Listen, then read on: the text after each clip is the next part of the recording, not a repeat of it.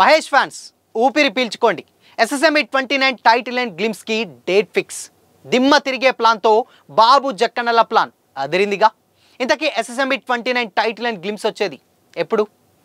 Have a look.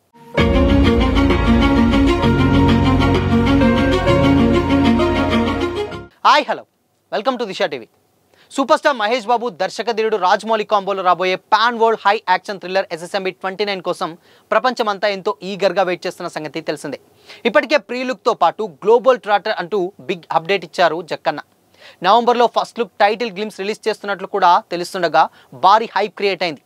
SSME 29కి సంబంధించిన కొన్ని schedules ఇప్పటికే కంప్లీట్ అవ్వగా రీసెంట్గానే హైదరాబాద్లో షూటింగ్ కంప్లీట్ చేసుకున్నట్లు తెలుస్తుంది. రామోజీ ఫిలిం సిటీలో వారణాసి సెట్ స్పెషల్గా వేసి మరీ మహేష్ బాబుపై యాక్షన్ సీక్వెన్సెస్ షూట్ చేశారట జక్కన్న. ప్రజెంట్ మహేష్ బాబుతో మాల్దీవుల్లో హాలిడే ట్రిప్ ఎంజాయ్ చేస్తున్నట్లు తెలుస్తుంది. సముద్రం నేచర్ ఆస్వాదిస్తూ ఓ ఫోటోను తన ఇన్స్టాలో షేర్ చేశారు మహేష్. అయితే మహేష్ ముఖం కనిపించకుండా జాగ్రత్తగా వహించారు. పొడవాటి జుట్టు, ఇదివరకు చూడని లుక్లో మహేష్ ఉన్నట్లు అర్థమవుతుంది. ఇది SSME 29 లుక్ అని, అందుకే మహేష్ అంత జాగ్రత్తగా వ్యవహరించారంటూ కూడా ఫ్యాన్స్ కామెంట్ చేస్తున్నారు.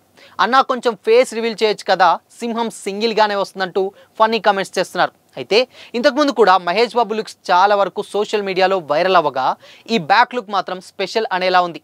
బాహుబలి ది ఎపిక్ ప్రమోషన్స్లో భాగంగా లేటెస్ట్గా ఓ ఇంటర్వ్యూలో ప్రభాస్, రానా, రాజమౌళి సరదాగా మాట్లాడుకున్నారు. ఈ సందర్భంగా రానా, ప్రభాస్ ఇద్దరు SSME 29 అప్డేట్ ఇవ్వాలని కోరగా రాజమౌళి నవ్వుతూనే నిరాకరించాడు. నేను ఆల్రెడీ 2 మూవీస్ తీసేశాను, నీ మూవీ ఎప్పుడు జక్కన అంటూ ప్రభాస్ అడగ్గా వస్తుంది, త్వరలోనే వస్తుందంటూ నవ్వేశారు రాజమౌళి. ఎక్కడా మూవీ గురించి చిన్న లీక్ కూడా లేకుండా జాగ్రత్తలు పడుతున్నారు. ఇప్పటికే మ్యూజిక్ వర్క్స్ మొదలైనట్లు కూడా మ్యూజిక్ డైరెక్టర్ కీరవాణి కుమారుడు కాలభైరవ ఓ ఈవెంట్లో తెలిపారు. హాలీవుడ్ లెజెండ్ జేమ్స్ కెమెరూన్ చేతుల మీదుగా ఇవి లాంచ్ చేయించనున్నట్లు కూడా సమాచారం. మహేష్తో పాటు Bollywood heroine Priyanka Chopra and మలయాళ super star Prithviraj Sukumaran, R Madhavan ఒక ఇంపార్టెంట్ క్యారెక్టర్స్ ప్లే చేస్తున్నారు. ఆఫ్రికన్ అడవుల నేపథ్యంలో సాగేటువంటి ఓ సాహస ప్రయాణంగా మూవీ ఉండబోతున్నట్లు కూడా తెలుస్తుంది.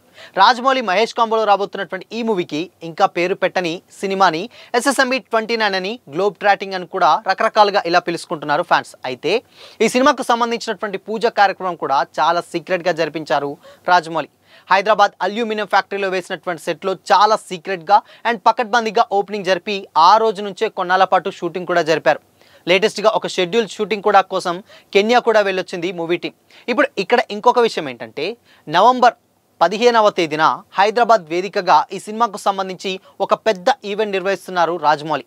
KL నారాయణ నిర్మాతగా వ్యవహరిస్తున్నటువంటి ఈ సినిమాకి విజేంద్ర ప్రసాద్ కథ అందిస్తున్నారు. కీరవాణి సంగీతం అందిస్తున్నటువంటి ఈ సినిమా ఈవెంట్లో సినిమాకి సంబంధించినటువంటి అనేక విషయాలను వెల్లడించే అవకాశం కూడా కనిపిస్తుంది. సాధారణంగా రాజమౌళి తన సినిమాలు మొదలుపెట్టే ముందు ఒక ప్రెస్ మీట్ పెట్టి అండ్ ఆ ప్రెస్ మీట్లో సినిమాకు ఎలా ఉంటుంది ముందే చెప్పేస్తారు. కానీ ఈ సినిమా విషయంలో మాత్రం చాలా జాగ్రత్తలు తీసుకుంటూ వస్తున్నారు జక్కన్న. అయితే ఇప్పుడు ఈ ఈవెంట్ నిర్వహించడానికి కారణం ఏంటి అనేది మాత్రం తెలియదు. కానీ నవంబర్ 15వ తేదీన జరగాల్సినటువంటి ఈవెంట్కు సంబంధించి ఇప్పటి నుంచే ఏర్పాట్లు ప్రారంభమైనట్లుగా సమాచారం. అవతార్ ఫైర్ అండ్ యాష్కి సంబంధించినటువంటి ప్రమోషన్స్కి జేమ్స్ కెమెరూన్ ఇండియాకు వస్తున్నటువంటి టైంలో నవంబర్ 15న SSME 29కి సంబంధించిన టైటిల్ అండ్ గ్లిమ్స్ రిలీజ్ చేయనున్నట్లు కూడా కమెంట్లు వినిపిస్తున్నాయి. ఎందుకంటే ఆల్రెడీ ఎప్పుడో జస్ట్ ఒక పోస్టర్ రిలీజ్ చేసింది.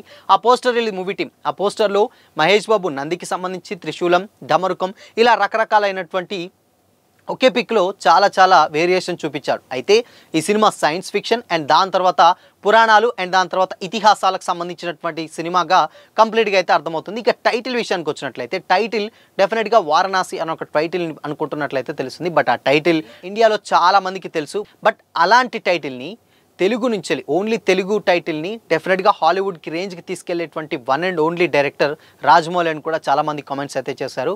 బట్ ఇక నవంబర్ 15th అంటే ఇంకొక 15 days మాత్రమే ఉంది. సో ఈ 15 రోజుల నుంచి మూవీ టీం అయితే ఆ ఏర్పాట్లన్నీ కంప్లీట్ చేసుకొని డెఫినెట్గా నవంబర్ 15వ తేదీన ఫస్ట్ లుక్ అండ్ దాని తర్వాత దానికి సంబంధించిన టైటిల్ కానీ గ్లిమ్స్ కానీ ఇలా ఏదో డెఫినెట్గా ఒక పెద్ద అప్డేట్ ఇవ్వబోతుంది. సో మహేష్ ఫ్యాన్స్ ఇన్ని రోజుల ఓపికకు ఇక తెరపడనుందని కూడా కొంతమంది అయితే కమెంట్ చేస్తున్నారు. సో చూడాలి మరి.